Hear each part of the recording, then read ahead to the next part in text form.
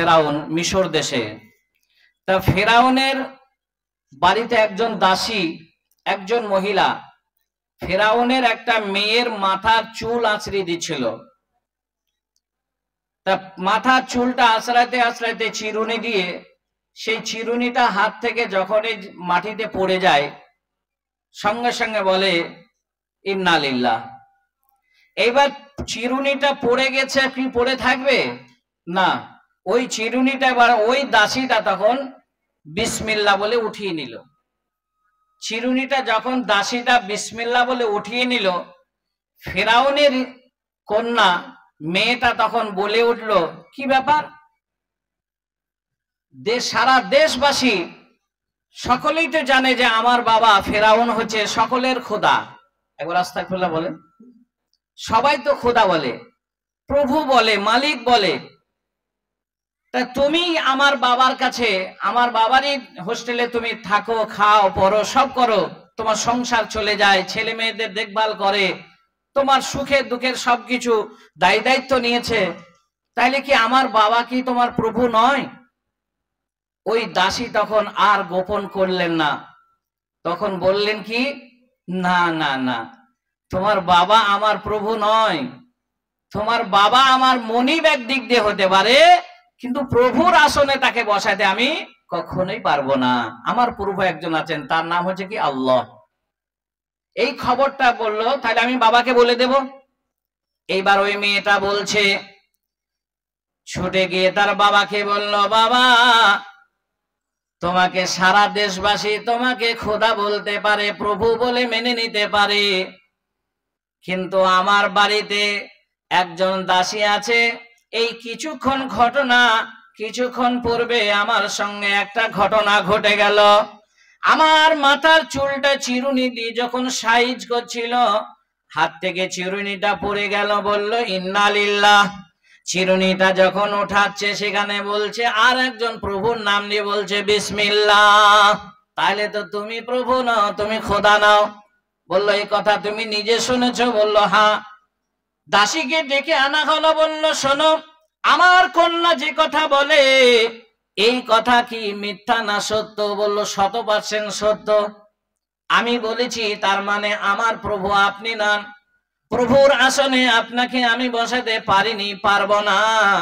আমার ভেতরে যে ঈমান আছে সেই ঈমান দিয়ে আমি মাপকাঠি করে দেখলাম আপনি প্রভু হতে পারবেন না।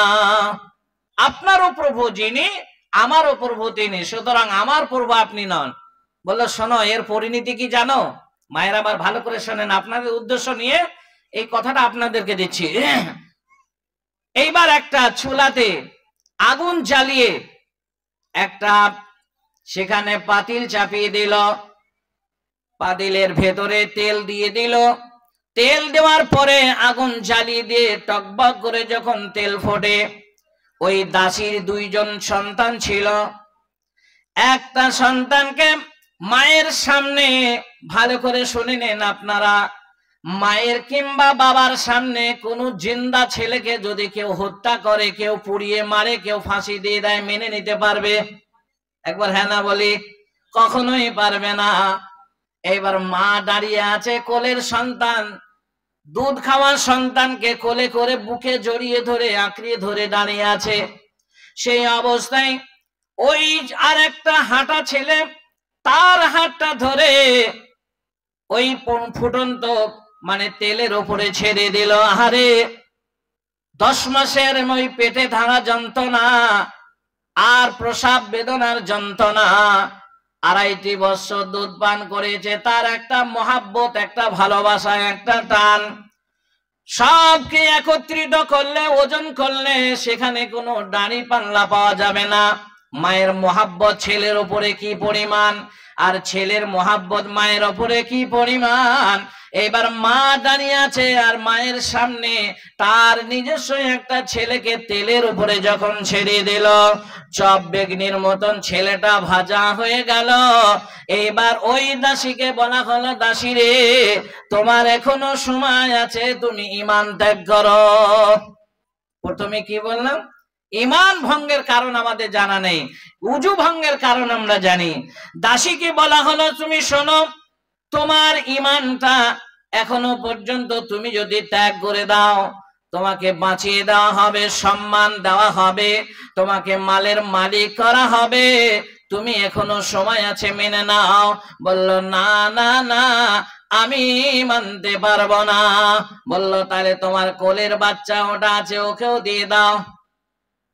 ওই কোলের বাচ্চাটাকে নিয়ে আছে, এইবার অপেক্ষা করছে তেলের ওপরে। আবার এই ছেলেটাকে যখন ছেড়ে দেবে, এবার বলছে দাসীকে লক্ষ্য করে বলছে এখনো সময় আছে, তোমার সন্তান একটা একটা করে সব এইভাবে তেলে ছেড়ে পুড়িয়ে দেব, এবার শেষে তোমাকেও পুড়িয়ে দেব, তুমি কি করবে সিদ্ধান্ত নাও।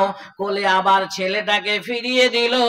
ওই কোলে ছেলেটাকে নিয়ে বলছে এবার তুমি যদি ঈমান যদি তুমি ত্যাগ না করো, তুমি ইসলাম যদি তুমি তোমার কাছ থেকে যদি ত্যাগ না করো, তাহলে ওই সন্তান সহ তোমাকে এখনই ওই ফুটন্ত তেলে ছেড়ে দেওয়া হবে।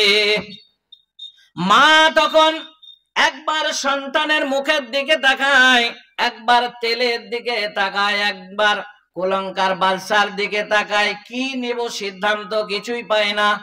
আশেপাশে কেউ নেই, আমার সঙ্গে পরামর্শদাতা কেউ নেই। কি করব এই মুহূর্তে, কি করব, কিছু কোন কেলারা পায় না। তখন ওই যে কোলে দুধ খাওয়া একটা শিশু, ছোট্ট একটা বাচ্চা, মায়ের দুধ ছাড়া পৃথিবীর কোনো খাবার এখনো খেতে শেখেনি। মায়েরা আমার, বোনেরা আমার, ঈমান কি জিনিস শুনে নেন। ওই ছোট্ট শিশুটা তখন মা যখন চিন্তায় চিন্তিত, মা যখন মানে কোনো কুল কিনারা পাচ্ছে না, সিদ্ধান্ত নিতে পারছে না কি করব, ঈমান ত্যাগ করব না জান মানে ত্যাগ করব, আমি এই মুহূর্তে কি করব। আমার ছেলেদেরকে ওইভাবে তেলে দেবে, শুধু তাই নয় আমাকে সহ যেতে হবে, এখন কি করব আমি। সিদ্ধান্ত যখন নিতে পারলেন না, ওই ছোট্ট শিশু, দুধ পান করা শিশুটা তখন মায়ের চেহারার দিকে দেখলেন, মায়ের চোখের পানি দিয়ে বুক ভেসে যায়। তখন মাকে ওই শিশু বলছে, মা